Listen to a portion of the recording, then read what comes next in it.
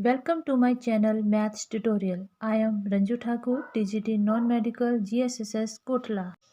आज हम पढ़ेंगे क्लास 9th चैप्टर 7 ट्रायंगल यानी त्रिभुज प्रश्नावली 7.1। तो सबसे पहले जानते हैं त्रिभुज किसे कहते हैं। तीन प्रतिच्छेदी रेखाओं द्वारा बनाई गई एक बंद आकृति एक त्रिभुज कहलाती है।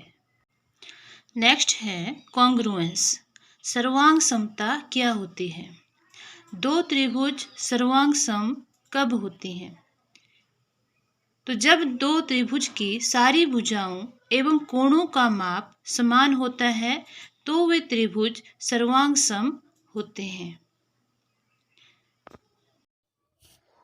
दो सर्वांग सम आकृतियों को जब एक दूसरे के ऊपर रखा जाता है तो एक दूसरे को कवर कर लेती हैं क्योंकि उनकी भुजाओं एवं कोणों का माप बराबर होता है।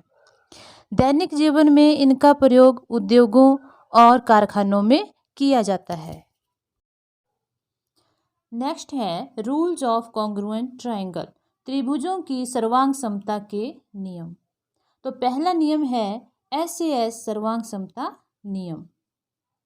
दो त्रिभुज सर्वांग सम होते हैं यदि एक त्रिभुज की दो भुजाएं और उनका अंतर्गत कोण दूसरे त्रिभुज की भुजाओं और उनके अंतर्गत कोण के बराबर हों तो वे त्रिभुज SAS सर्वांग समता नियम के अनुसार सर्वांग सम होते हैं। दूसरा है SSS सर्वांग समता नियम, SSS साइड साइड साइड। यदि दो त्रिभुजों की तीनों भुजाएं बराबर हों तो दोनों त्रिभुज SSS सर्वांग समता नियम से सर्वांग सम होते हैं। थर्ड है ASA सर्वांग समता नियम, एंगल साइड एंगल।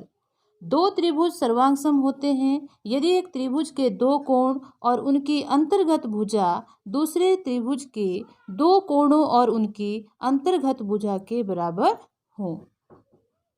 नेक्स्ट है फोर्थ RHS सर्वांग समता नियम, राइट एंगल हाइपोटेन्यूज साइड सर्वांग समता नियम। प्रश्न नंबर 1 है चतुर्भुज ABCD में AC = AD और AB कोण A को समद्विभाजित करता है। आकृति दी है। दर्शाइए कि त्रिभुज ABC सर्वांग सम है त्रिभुज ABD के। BC और BD के बारे में आप क्या कह सकते हैं। सॉल्व करते हैं इस क्वेश्चन को। तो सबसे पहले जो ट्रायंगल हमने कॉन्ग्रुएंट प्रूव करनी है उनको लेते हैं। ट्रायंगल ACB और ट्रायंगल ADB में सबसे पहले क्वेश्चन में देखना है कि हमें गिवन क्या है। तो गिवन है AC = AD, तो उसको लिख दिया हमने। AC = AD दिया है। अब जो लाइन सेगमेंट AB है वो कोण A को समद्विभाजित कर रहा है, मीन्स बाइसेक्ट कर रहा है। तो कोण CAB = कोण DAB। दोनों एंगल J बराबर हैं क्योंकि जो रेखाखंड AB है वो एंगल A को बाइसेक्ट करता है। तीसरी चीज, जो रेखाखंड AB है वो दोनों त्रिभुज में क्या है, कॉमन है, उभयनिष्ठ है, AB = AB। तो हमारे पास दो साइड इक्वल हैं और एक एंगल इक्वल हैं दोनों त्रिभुज में। तो कौन सा सर्वांग समता नियम लगा इसमें, SAS।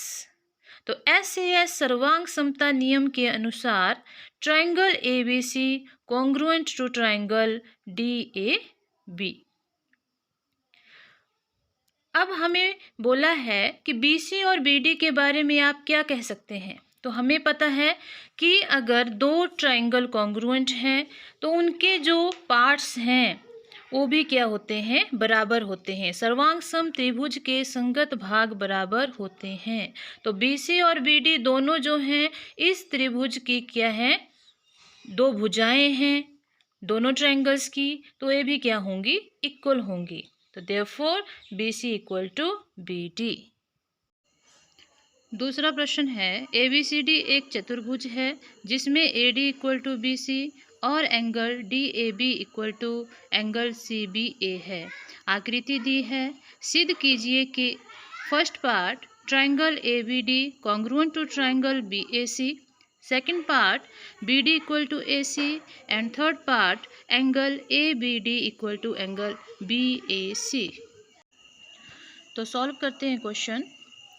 फर्स्ट पार्ट हमें प्रूव करना है triangle ABD congruent to triangle BAC के। तो वही दो ट्राइंगल हमें लेनी है ट्राइंगल ABD और ट्राइंगल BAC में। तो सबसे पहले हमें क्वेश्चन में देखना है कि हमें गिवन क्या है। तो क्वेश्चन में हमें दिया है AD इक्वल टू BC। तो हमने लिखा AD इक्वल टू BC दिया है, और हमें गिवन है angle DAB equal to angle CBA।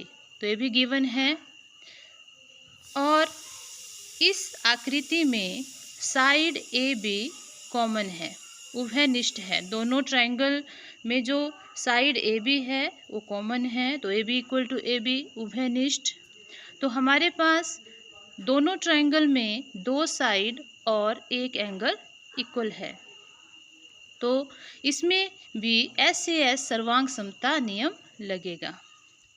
तो triangle ABD congruent to triangle BAC के SAS सर्वांग समता नियम। अब ट्राइंगल ABD सर्वांग सम है ट्राइंगल BAC के। अगर दोनों ट्राइंगल सर्वांग सम हैं, कॉन्ग्रुएंट हैं, तो जो इनके संगत भाग होते हैं, कॉरस्पॉन्डिंग पार्ट होते हैं, वो भी क्या होते हैं, बराबर। तो BD और AC इन दोनों ट्राइंगल के साइड्स हैं, तो BD इक्वल टू AC दोनों इक्वल होंगे।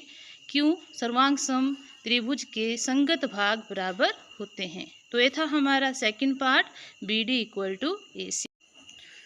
थर्ड पार्ट हमें प्रूव करना है angle ABD equal to angle BAC। तो एंगल ABD और एंगल BAC इन दोनों ट्रायंगल्स का ही पार्ट है, तो ये दोनों ट्रायंगल कॉन्ग्रुएंट हैं।